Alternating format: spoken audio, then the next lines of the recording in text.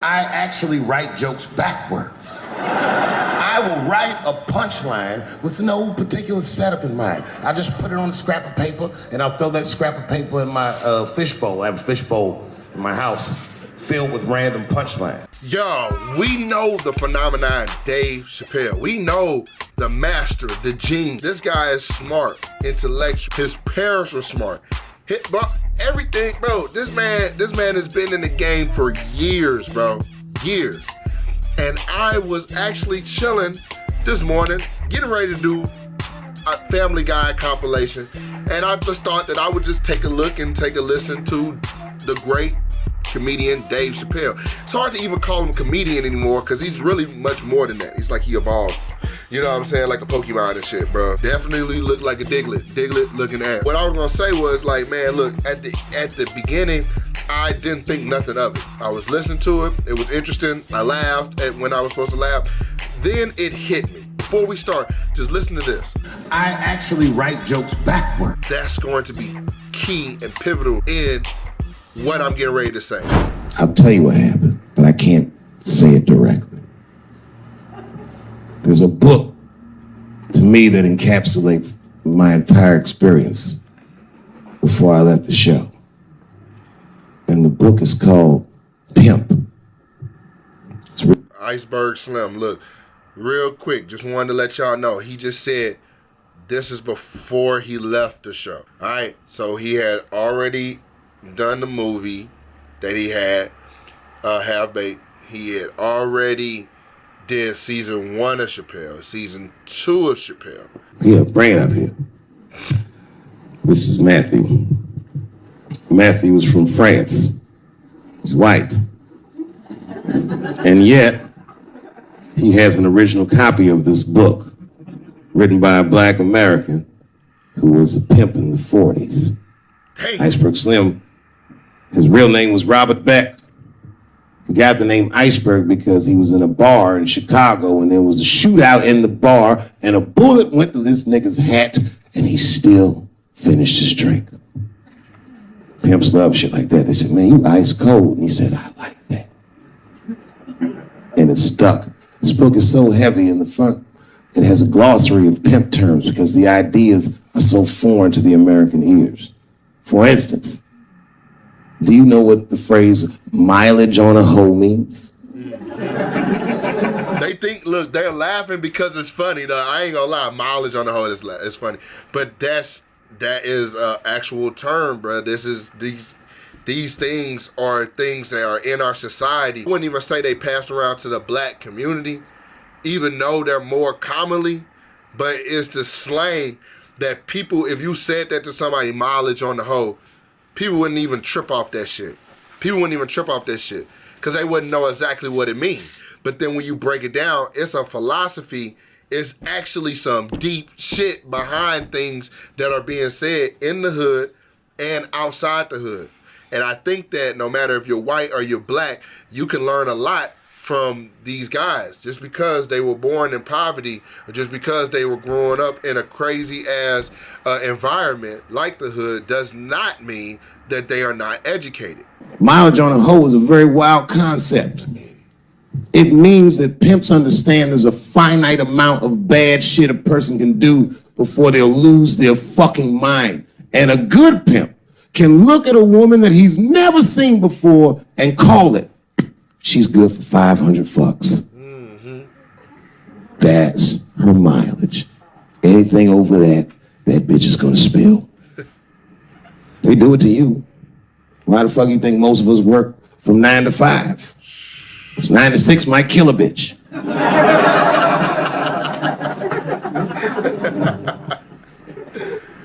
Iceberg Slim was the one that broke down what a bottom bitch was. Does anyone know what a bottom bitch is? Remember he said the 9 to 5, bro. So he's already putting it in our society. So he related mileage on the hoe to our society, right? Mileage on the hoe. She's only good for this many fucks. Related it to you working at a job. So before, the concept was kind of crazy. Now the concept gets to be to a point that you could kind of understand it because now it's relatable. Anyone, what's a bottom bitch, sir? It's your prostitute that's the best out of all of them. That bring in the most money. That's right. That's exactly right. Are you black?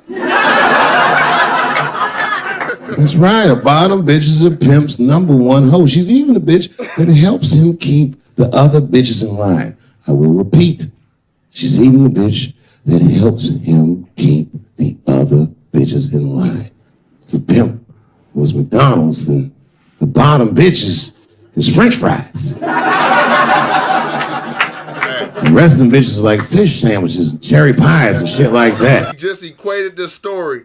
He just said, now it went from mileage on the hoe to the 9-to-5 workplace. Then he compared it to McDonald's. Every time you go to McDonald's, majority of the people, there's going to be some odd-off people. I don't do that. I don't eat that. If you've had McDonald's, you'll get fries with pretty much everything. I'm saying all this because those fries are something that just like, you're like, oh man, I'm glad to have that. Kind of keeps you in line. It kind of keeps everything tied together. Because if you just got a sandwich, but then got the soda and the fries too, you got your beverage.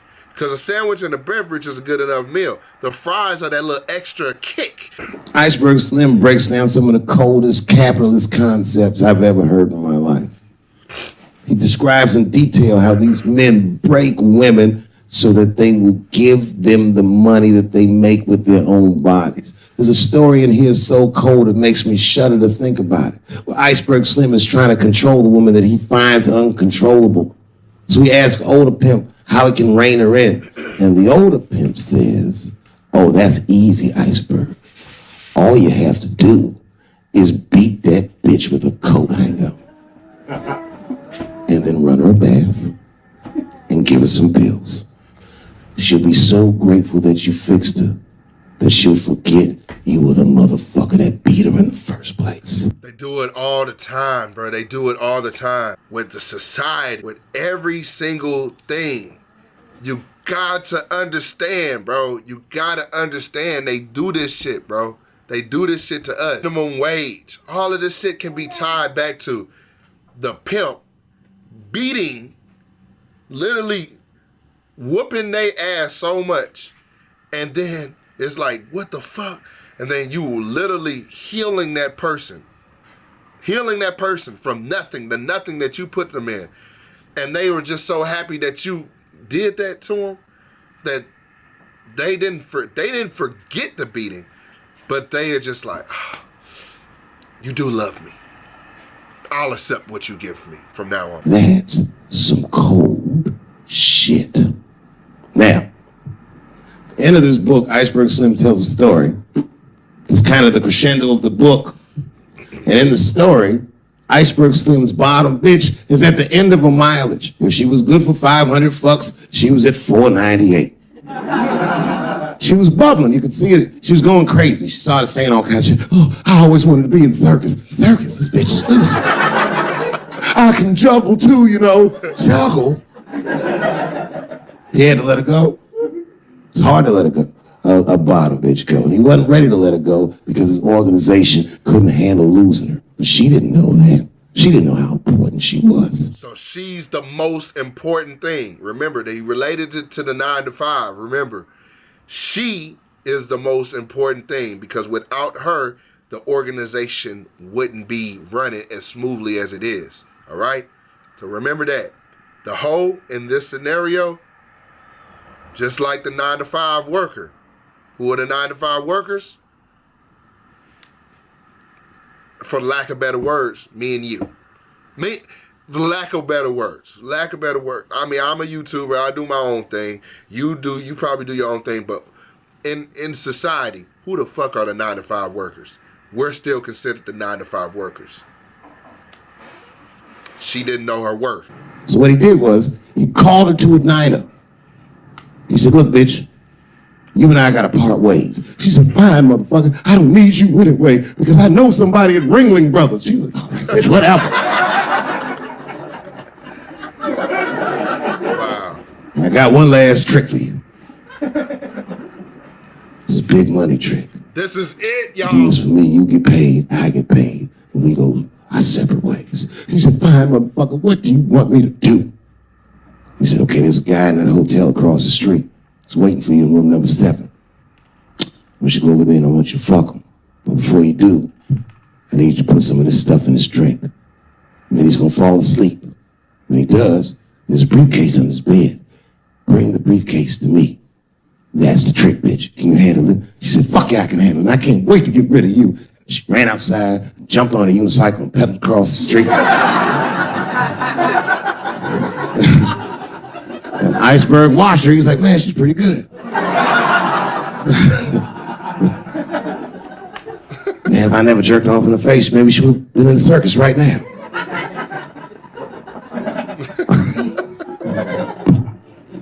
And she runs up to the motel steps and she disappears in room number 7 and she's gone for a real long time.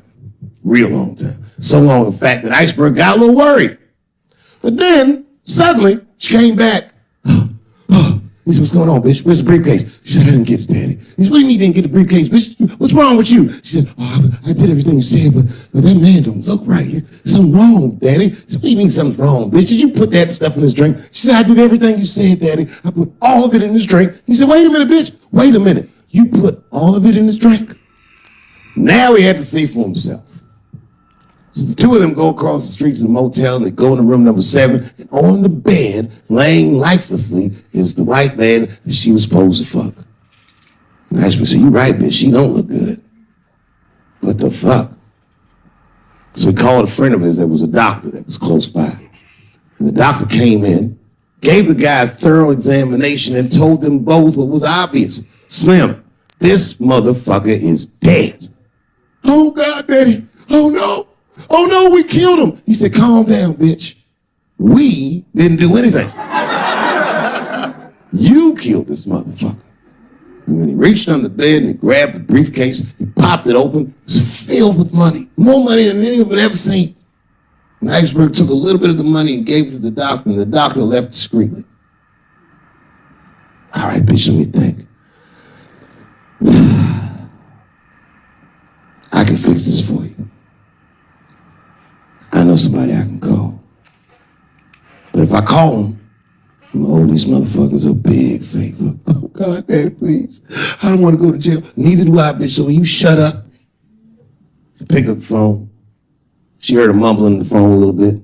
He hung up the phone, and she was pacing the room, and he was just standing there cool, and they were waiting, and suddenly a van pulled up downstairs. 2 guys get out with carpet. They walk upstairs. They roll that carpet out on the floor. They throw the body in the carpet. They roll that motherfucker up like a burrito. They pick that shit up and they throw it in the back of the van.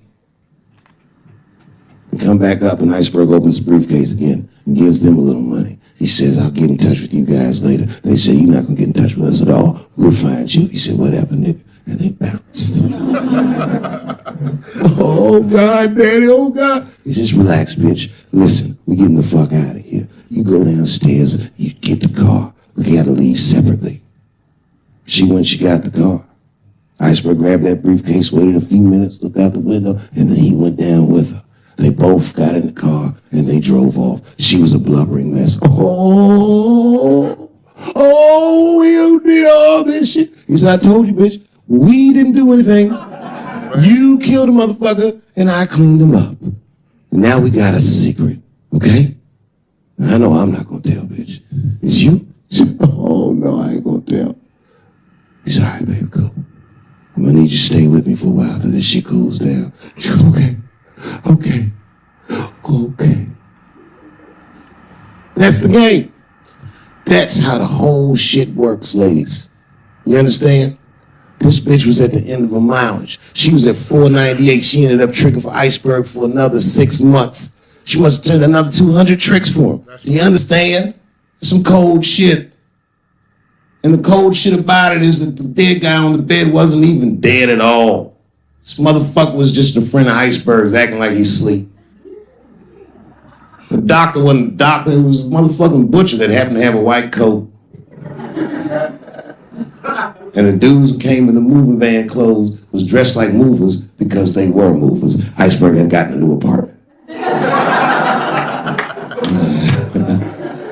And the bag of money was Iceberg's money in the first place. The money he got from all those women. That's a cold game. That's the motherfucking capitalist manifesto. And that's why I went to South Africa.